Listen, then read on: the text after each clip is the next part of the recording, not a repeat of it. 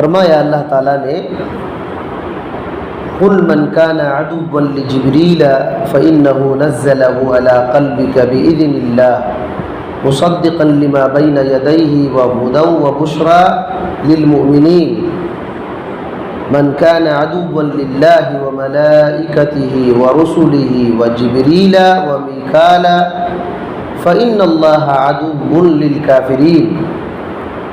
فرمایا کہ اے محمد صلی اللہ علیہ وسلم آپ کہہ دیجئے کہ جو بھی آدمی جبریل امین کا دشمن ہو، جو بھی آدمی جبریل امین کا دشمن ہو، جس نے آپ کے دل میں اللہ تعالیٰ کے حکم سے اللہ کی وحی کو اتارا ہے، اس جبریل کا جو دشمن ہوگا اور جو کچھ آپ پر اتارا ہے وہ چیز، ان کے پاس جو کتاب ہے اس کتاب کی تصدیق کرتے ہیں، اور یہ مومنوں کے لیے ہدایت اور خوشخبری ہے، مومنوں کے لیے ہدایت اور خوشخبری ہے۔ اور کہا جو آدمی اللہ کا اور اللہ کے فرشتوں کا، اللہ کے رسولوں کا، جبریل امین کا یا میکائیل کا دشمن ہو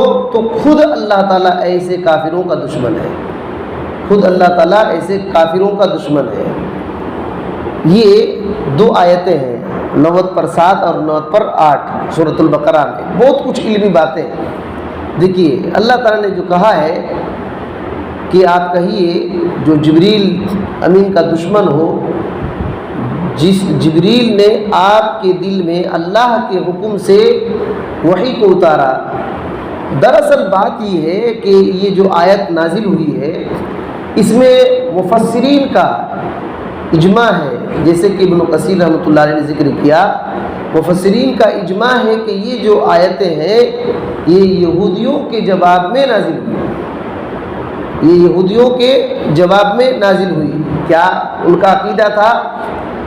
ان کا عقیدہ یہ تھا، ان لوگوں نے یہ سمجھا کہ جبریل امین ہمارے دشمن ہیں، یہودیوں نے یہ عقیدہ بنا لیا کہ جبریل امین ہمارے دشمن ہیں اور میکائیل ہمارے دوست ہیں، دونوں فرشتے ہیں نا، دونوں فرشتے ہیں، تو جبریل امین کو دشمن مانا اور میکائیل کو دوست مانا، میکائیل کو دوست مانا، تب اللہ تعالیٰ نے یہ آیت نازل کیا۔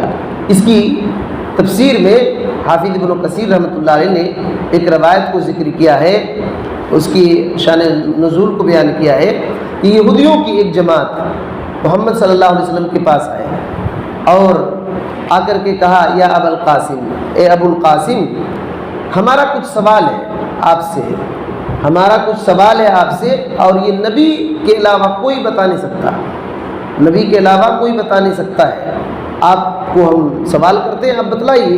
تو نبی صلی اللہ علیہ وسلم نے کہا ٹھیک ہے میں جواب بتاؤں گا، اگر تم جان لو گے تو کیا میری اتباع کرو گے، اسلام پر آ جاؤ گے؟ تو ان لوگوں نے کہا بالکل آ جائیں گے، ہم لوگ آ جائیں گے۔ تو سوال کرو۔ تب ان لوگوں نے سوال کیا، کہا کہ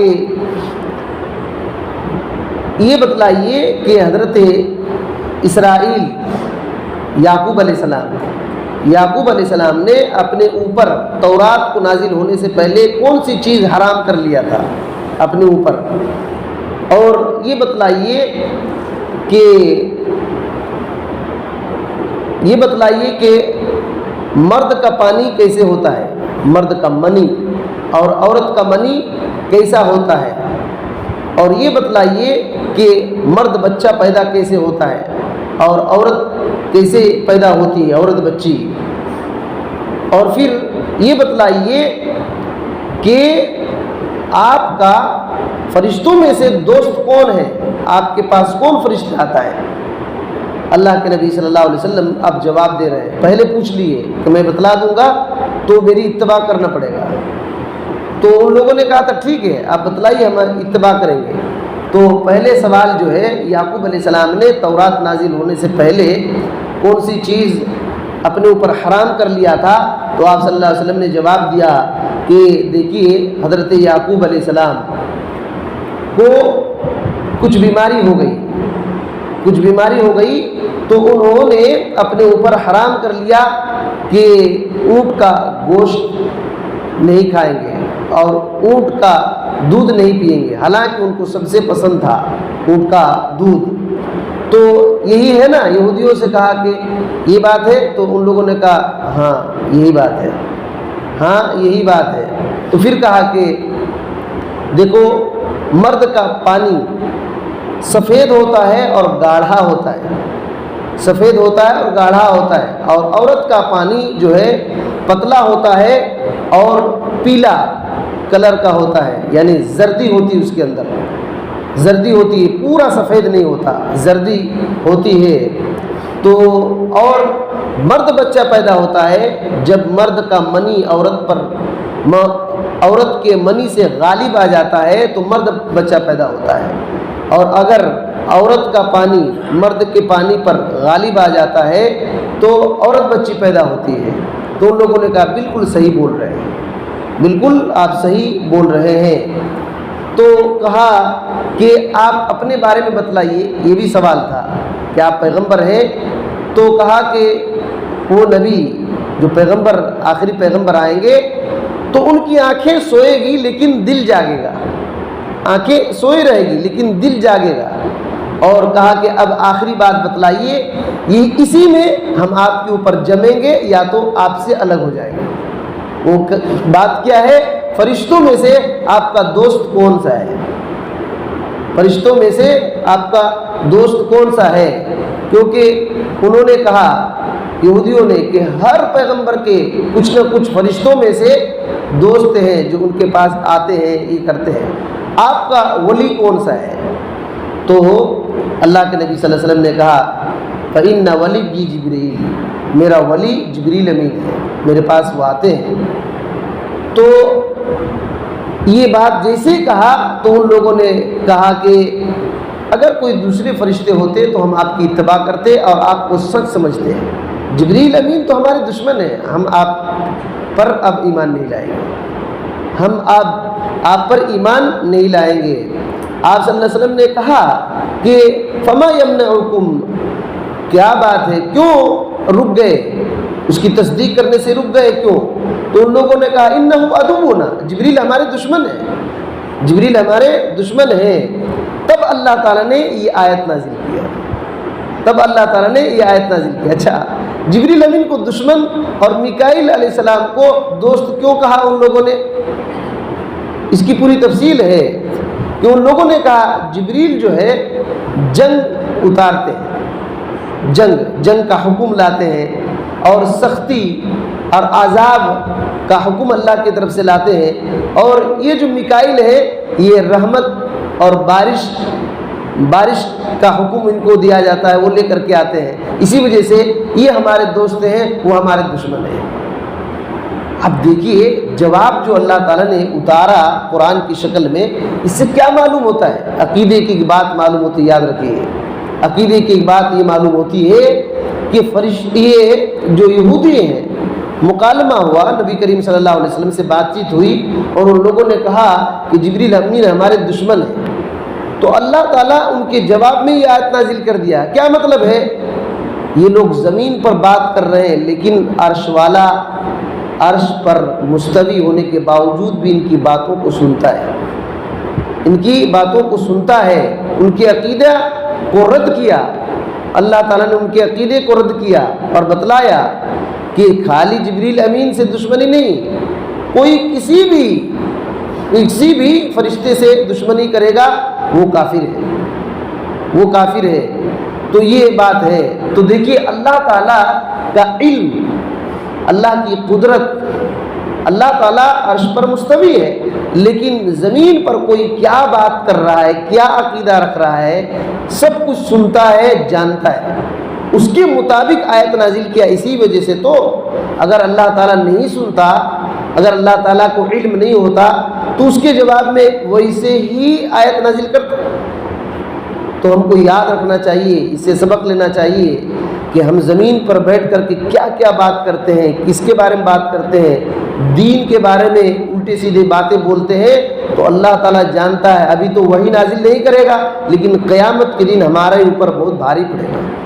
اللہ کو سب کچھ پتہ ہے، اللہ کو سب کچھ پتہ ہے، وہ سنتا ہے، اس کو سننے میں کوئی پریشانی نہیں ہوتی، اس کو سننے میں کوئی پریشانی نہیں ہوتی۔ اب دیکھیے اللہ کا جواب دیکھیے اور حیرت کیجیے، کیا کہا کہ جو جبریل امین کا دشمن ہو، جو جبریل امین کا دشمن ہو، جو جبریل امین اے محمد صلی اللہ علیہ وسلم آپ کے دل میں اللہ کے حکم سے وحی کو اتارا ہے، وہ لوگ، ان لوگوں نے کیا کہا جبریل امین ہمارے دشمن ہیں، تو اللہ نے کیا جواب دیا؟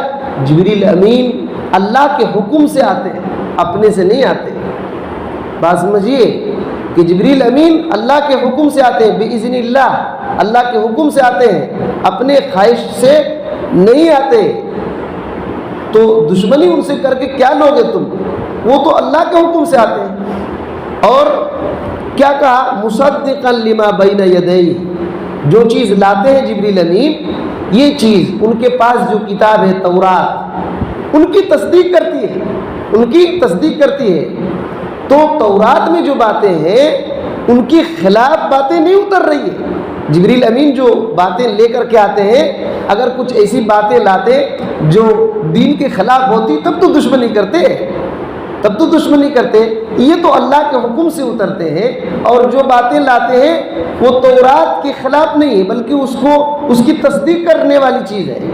تو دشمنی کیوں کر رہے ہو؟ دشمنی کیوں کر رہے ہو؟ اور جو چیز بھی لاتے ہیں وہ مومنوں کے لیے ہدایت ہے اور خوشخبری ہے، مومنوں کے لیے ہدایت اور خوشخبری ہے، تو دشمنی کیوں ہے؟ وہ تو اچھی چیز لاتے ہیں، تورات کی تصدیق کرتے ہیں، اللہ کے حکم سے آتے ہیں، اپنے سے نہیں آتے، تو پھر دشمنی کرنے کی وجہ کیا ہے؟ اس سے معلوم ہوتا ہے کہ دشمنی وہ لوگ حضرت جبریل امین سے نہیں، اللہ کی وحی سے کرتے تھے، اللہ کی وحی سے کرتے تھے، اور محمد صلی اللہ علیہ وسلم سے دشمنی کرتے تھے۔ ورنہ جبریل امین تو اچھی چیز لاتے ہیں، ان کی کیا غلطی ہے؟ وہ تو اللہ کے حکم سے آتے ہیں۔ یہ بات ہے، یہاں جو بات ہے کہ ہدن و بشریٰ للمؤمنین، وہ جو کچھ لاتے ہیں وہ ہدایت اور خوشخبری ہے مومنوں کے لیے۔ ہدایت کے بارے میں اس کی تفسیر میں شیخ سعدی رحمۃ اللہ علیہ نے یہ بات ذکر کیا کہ دنیا میں ہر قسم کی جو گمراہی ہے اس سے بچنے کا راستہ، اس سے ہدایت پانے کا راستہ اللہ تعالیٰ کی وحی میں ہے، جو حضرت جبریل امین اتارتے تھے اللہ کے حکم سے۔ اور بشریٰ للمؤمنین، مومنوں کے لیے خوشخبری ہے، اس دنیا میں بھی خوشخبری ہے اور آخرت میں بھی خوشخبری ہے، جو اس کو قبول کرے گا اس کے لیے خوشخبری ہے۔ تو یہودیوں کو یہ بتلایا گیا کہ تم حضرت جبریل امین جو اتارتے ہیں اس سے تم ان کی دشمنی میں بھاگتے ہو، جس چیز سے وہ تو ہدایت والی چیز ہے اور خوشخبری والی چیز ہے، یعنی تم اپنے آپ کو محروم ہو رہے ہو، اپنے آپ کو محروم ہو رہے ہو۔ اور پھر اللہ نے صاف کہہ دیا کہ جو اللہ کا دشمن ہے، اللہ کے فرشتوں کا دشمن ہے، کسی بھی فرشتے کا دشمن ہو اور اس کے رسولوں کا دشمن ہو، اور جبریل اور میکائیل کا دشمن ہو، جبریل اور میکائیل کا دشمن ہو، تو خود اللہ تعالیٰ ایسے کافروں کا دشمن ہے، اللہ تعالیٰ ایسے کافروں کا دشمن ہے۔ تو یہ بات ہے، تو کوئی آدمی کسی ایک فرشتے پر بھی ایمان نہ لائے، دشمنی رکھے، تو پھر وہ آدمی مسلمان نہیں ہوتا، پھر وہ آدمی مسلمان نہیں ہوتا، وہ کافر ہو جاتا ہے، اور اللہ تعالیٰ اس کا دشمن بن جاتا ہے۔ جس کا دشمن اللہ تعالیٰ ہو تو اس کو کوئی نہیں بچا پائے گا، اس کو کوئی نہیں بچا پائے گا۔ گرچہ وہ لوگ کہہ رہے تھے کہ میکائیل علیہ السلام ہمارے دوست ہیں، لیکن اللہ تعالیٰ اس کو کٹ کر دیا کہ اب ان کے کوئی دوست نہیں، یہ لوگ جھوٹے لوگ ہیں، یہ لوگ جھوٹے لوگ ہیں۔ ایک فرشتے سے دشمنی رکھنا، تمام فرشتوں سے بھی دشمنی رکھنا ہے، اللہ تعالیٰ سے بھی دشمنی رکھنا ہے۔ تو اب سوچیے کہ وہ لوگ سب کچھ جانے کہ یہ محمد صلی اللہ علیہ وسلم ہے، اور آپ نے جو خبر دیا بتلایا اس کو بھی سمجھ لیے کہ ہاں سچ بول رہے ہیں، لیکن اٹکے کہاں؟ جبریل امین ہمارے دشمن ہیں، اور اس کی کوئی وجہ نہیں ہے، اس کی کوئی وجہ نہیں۔ تو یاد رکھیے، آدمی سب کچھ جاننے کے باوجود بھی خواہش نفس اس کے لیے آڑ بن جاتا ہے، ہدایت کی قبول کرنے کی وجہ سے۔ ہدایت کے قبول کرنے سے آڑ بن جاتا ہے خواہش نفس، اس کے من کے مطابق نہیں ہوتا تو اللہ کی وحی کا انکار کر دیتے ہیں، نبیوں تک کو انکار کر دیتے ہیں۔ سب کچھ جاننے کے باوجود بھی جبریل امین کی دشمنی کو آڑ بنا کر نبی صلی اللہ علیہ وسلم پر ایمان نہیں لائے۔ آج دنیا میں کتنے ایسے لوگ ہیں جو صحیح احادیث کو صرف اپنے ایمان کے مطابق نہ ہونے کی وجہ سے انکار کر دیتے ہیں، اپنے بنائے ہوئے عقیدے کے مطابق نہ ہونے کی وجہ سے انکار کر دیتے ہیں، اپنے خواہش کے مطابق نہ ہونے کی وجہ سے انکار کر دیتے ہیں۔ یہ بہت بڑا جرم ہے، یہ بہت بڑا جرم ہے۔ وہ اصل میں اللہ کی وحی سے دشمنی کر لے رہے ہیں اور اپنی تباہی کے راستے کو چن رہے ہیں۔ ہم کو کبھی بھی ایسا ہرگز راستہ اپنانا نہیں چاہیے، یہ یہودیوں کا راستہ ہے، یہ یہودیوں کا راستہ ہے۔ اللہ تعالیٰ ہم لوگوں کو اپنی حفاظت میں رکھے اور یہودیوں کے طریقے سے اللہ تعالیٰ ہم کو بچا کر رکھے۔ جو بھی بات قرآن و سنت میں ہے اللہ اخلاص کے ساتھ صاف دل سے قبول کرنے، ماننے، اس پر عمل کرنے کی توفیق دے، آمین۔ السلام علیکم ورحمۃ اللہ۔